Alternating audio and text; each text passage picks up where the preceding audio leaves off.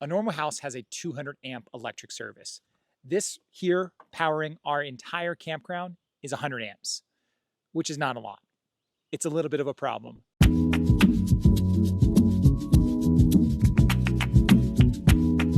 Today we're doing an upgrade of some electric at Ferncrest, and I want to give you a rundown of what that upgrade is looking like, but also give you an inside look into all of the utilities behind what makes this property run.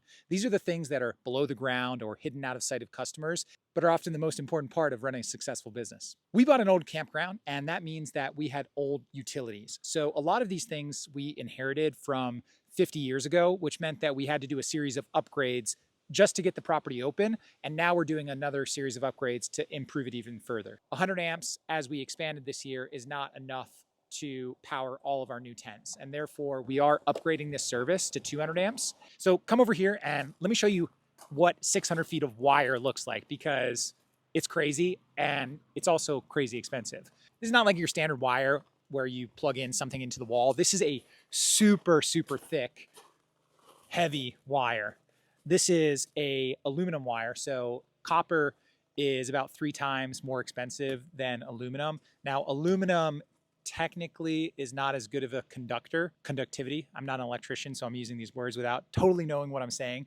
But what I do know is that copper is better, but more expensive. Aluminum's cheaper and still gets the job done. And so this here costs about $4,000. Yes, you heard me right. $4,000 of wire here, ladies and gentlemen. And this is all going in the ground, 2 feet down, all the way here. You can't even see it from here, but all the way down there. And we can't simply run it through the forest, and we certainly can't just run it above ground. So we're gonna bury it. And that means we're gonna trench all the way down this road, around the corner, down to that bathhouse, and then connect it to a sub panel, and then trench out to the new tents that are down there to get electricity. This is a pretty massive investment, but an important one. So this entire project is upwards of $25,000 to get electricity to the 6 new dome tents. Those 6 new dome tents, though, should pay back that investment in the first season of operations, as long as everything goes well. So timing is everything right now. So we've shut down the campground for 2 days as we bring in the tractor and we dig this place up.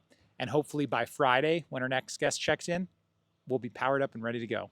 This is where the wire is going to go. So we're going to have a trench that goes from the entrance of the campground where our utilities are set up all the way through this area. So we're going to have to move these trailers here. It's going to cut this corner. By cutting the corner, by the way, we saved about 50 feet versus running it to this corner and then coming over down here. There's a few things that we have to be really careful when we're trenching tomorrow.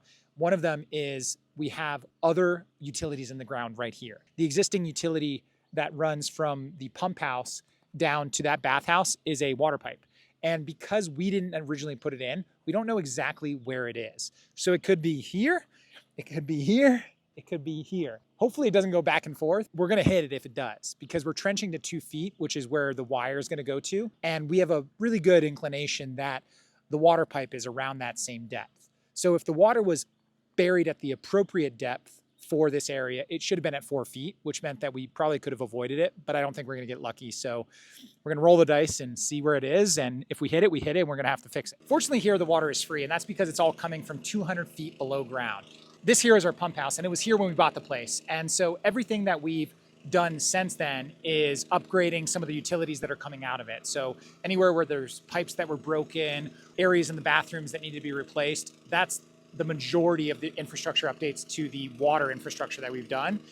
But as far as the actual pump goes, it's in good working order. And that's a huge savings, because if we had to put in a new well and a new pump house, you're looking at least around $30,000 to do everything here that you see right now. The pump house is located on one end of the campground, and that's good for some things. Like anything that's around here has water access that's nearby. So for instance, we have a hot tub that's right here, which makes for filling it up really easy. The upgrades that we had to do to some of the pipes that were coming out of here had to do with the access points for water. So right over here, we have a water filling station, and at that joint, I guess a car had hit it over the years and it was broken. So we had to dig down there and replace a segment of the pipe that was broken. So there's like small things here and there that had to be upgraded, but overall, by having the existing infrastructure, we still saved hundreds and hundreds and hundreds of feet of trenching the water into all the different locations that it goes.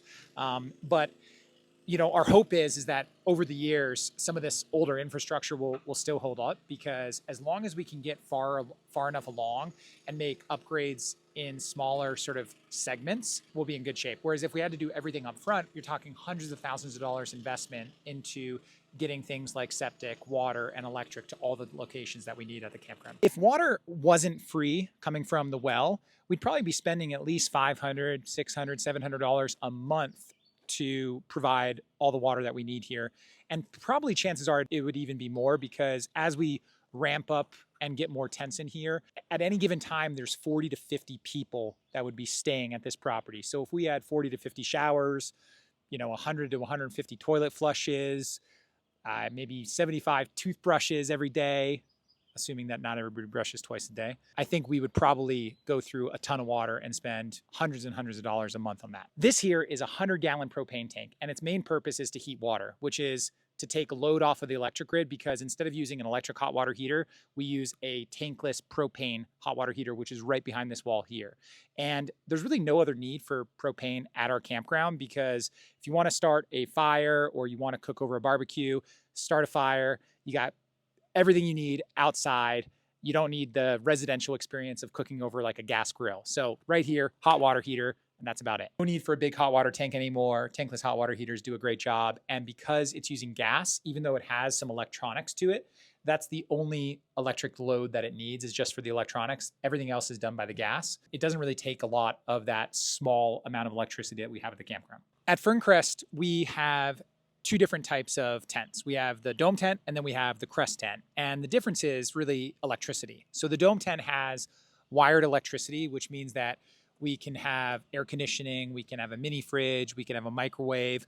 We provide 20 amp service to each of those tents. So each tent is on its own dedicated circuit, and it's a 20 amp outlet essentially, which is not a lot of electricity. You can't run things like a hair dryer and the air conditioning at the same time, which does create some complexity when you're having a guest experience. You got to warn them in advance that, the electric usage has to be kept under a certain amount. We haven't had major issues with that previously, but it is something that we got to keep our eye on. That being said, the crest tents, on the other hand, these don't have wired electricity, but we do provide a power bank, a battery that they can charge their phones in, they can charge their lanterns in.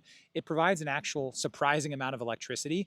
And if they need to get another charge during their stay, they can take it to the camp store where there's outlets, and we have a charging station set up so they can get more juice there. By having the dome tents having wired electricity and the crest tents having battery packs, it really creates a slightly different experience, which is reflected in the price. So a dome tent on average rents for $50 to $100 more per night than the crest tents. And that's not just electricity. We also offer hot tubs with those tents. But the fundamental difference is really things like air conditioning and heat. All of the tents have a wood-fired stove, but only the dome tents come with electric heat and electric air conditioning in the summertime. And although utilities might be daunting because of the time and money to set them up, rest assured, not everything at a campground needs to be on the grid.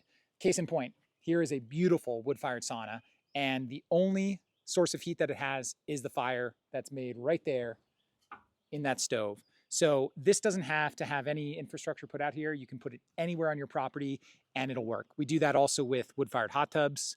And then we also have off-grid tents, not just our crest tents where people can stay in, but we also have our wellness tent, which is right back here. Beautiful, right through the trees there. That wellness tent is entirely off-grid. It's where you can go get massages, spa treatments. The other thing that is off-grid is things like fireplaces that are in all of our tents, including the dome tents. And then outside we have fire pits. Doesn't need much explanation, but a fire pit is where you make a fire and you can also cook over it. So you don't need a barbecue or propane or anything like that to cook over a fire like that.